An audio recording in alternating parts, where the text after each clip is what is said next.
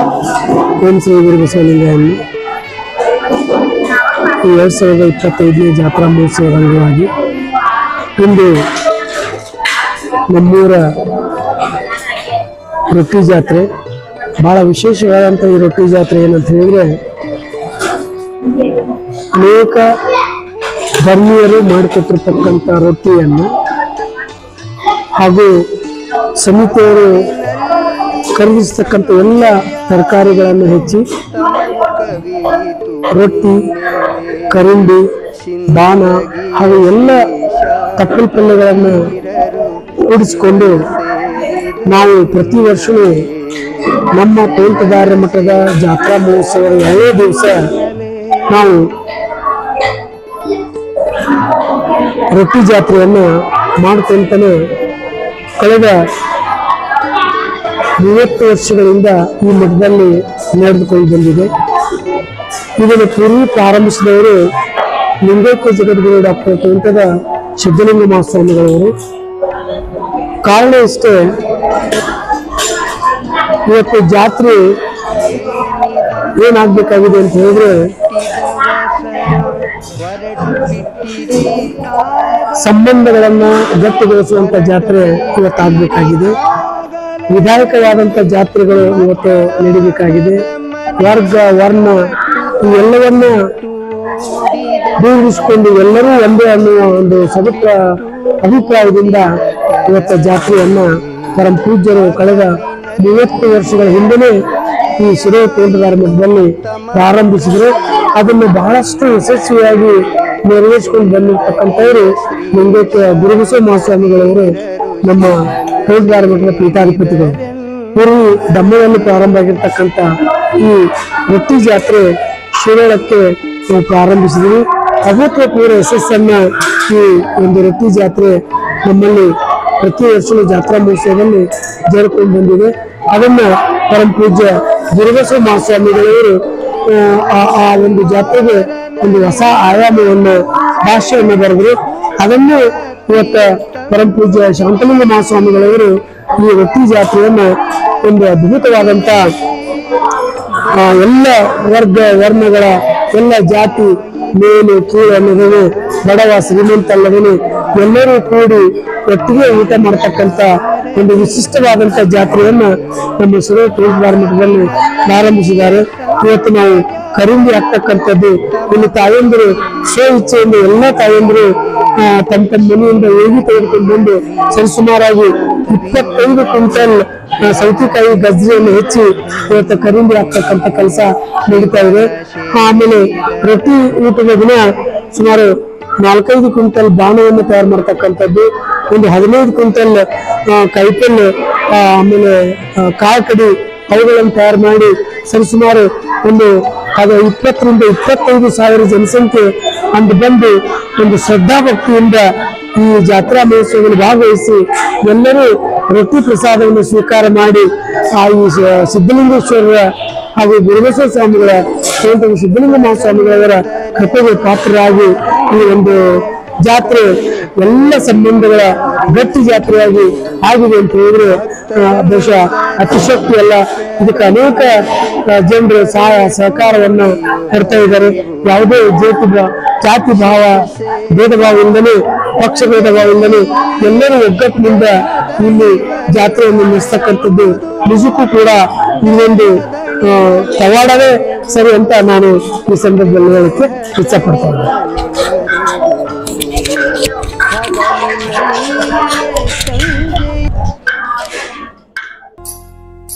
ಶಾಂತವದನದೊಳು ಕಾಂತಿಯ ಸೂಸುವ ರವಿ ತೇಜನೆ,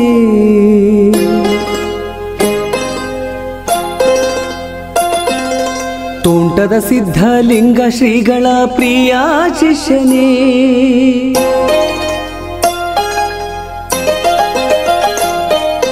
ಭೈರನಟ್ಟಿಯ ಬೆಳಕು ಜಗದಲ್ಲಿ ನೀ ಹರಡಿದೆ,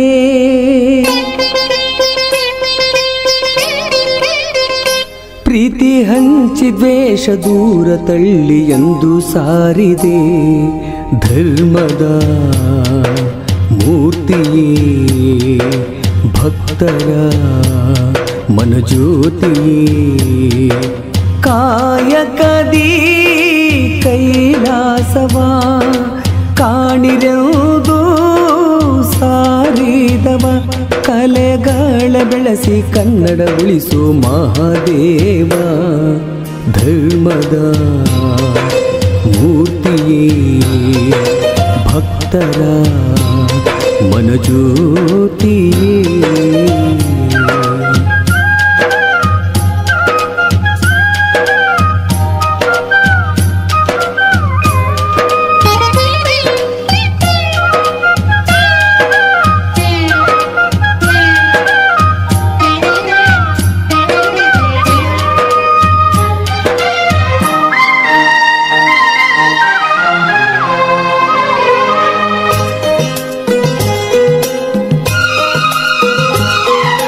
ಕನ್ನಡ ಕಂಪಿನ ಪರಿಮಳಕ್ಕೆ ಕಾರ್ಮೋಡ ಅಪ್ಪಳಿಸೋ ಆಗಳಿಗೆ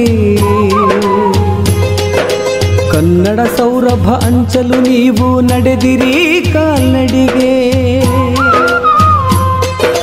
ನಾಡ ಪ್ರೇಮ ಮನದಿ ಬಿತ್ತಿ ಬೆಳೆಸಿದಿರಿ ನಾಡ ಭಕ್ತಿ ಹೊರಡಲು ಕನ್ನಡದ ತೇರು ಮಠದಿ ಮೊಳಗಿತು ಮಂಗಳ ಗೀತೆ ಎಲ್ಲರ ಮನದಿ ಕನ್ನಡದ ಶಾಸ್ತ್ರೀಯ ಸ್ಥಾನಕ್ಕೆ ಹೋರಾಡಿದ ಪ್ರಭುವೇ ಕನ್ನಡ ಕುಲಗುರುವೇ ನೀ ಕನ್ನಡ ಮಠದೊಡೆಯ ನೀ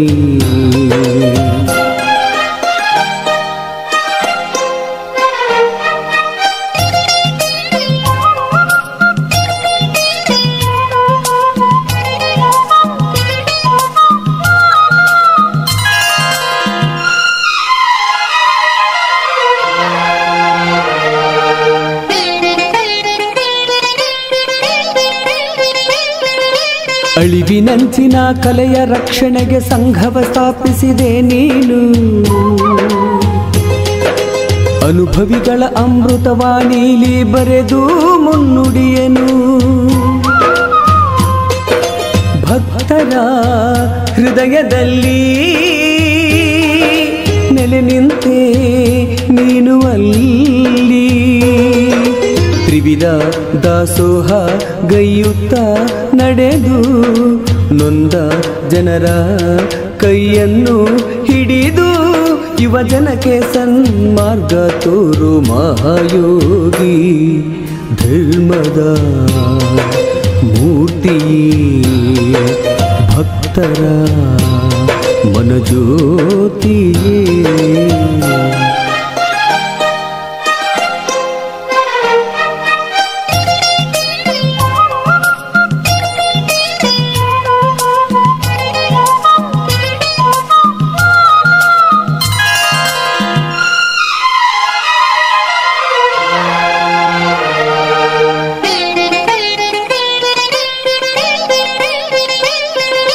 ಶರಣು ಬಂದೆ ಹರಸು ತಂದೆ ನಿಮ್ಮಯ ಪಾದಕ್ಕೆ ಶರಣೆಂದೆ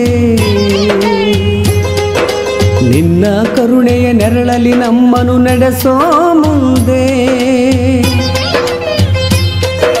ಸದ್ಬುದ್ಧಿ ನಮಗೆ ನೀಡಿ ದುರ್ಬುದ್ಧಿ ದೂರ ಮಾಡಿ ಅಕ್ಷರದ ಹಣತೆಯನ್ನು ನಮಗೆಲ್ಲ ಹಂಚಿ ಜ್ಞಾನದ ಜ್ಯೋತಿಯನ್ನು ನಮ್ಮೊಳಗೆ ಹಚ್ಚಿ ನಮ್ಮ ಬಾಳು ಬೆಳಗು ದೀಪವಾಗು ನೀ ಪ್ರಭುವೇ ಧರ್ಮದ ಮೂರ್ತಿಯೇ ಭಕ್ತರ ಮನಜ್ಯೋತಿಯೇ ಕಾಯಕದಿ ಕೈಲಾಸವ ಕಾಣಿರೆಂದು ಸಾರಿದವ ಕಲೆಗಳ ಬೆಳೆಸಿ ಕನ್ನಡ ಉಳಿಸೋ ಮಹಾದೇವ ಧರ್ಮದ ಮೂರ್ತಿಯೇ ಭಕ್ತರ ಮನಜ್ಯೋತಿಯೇ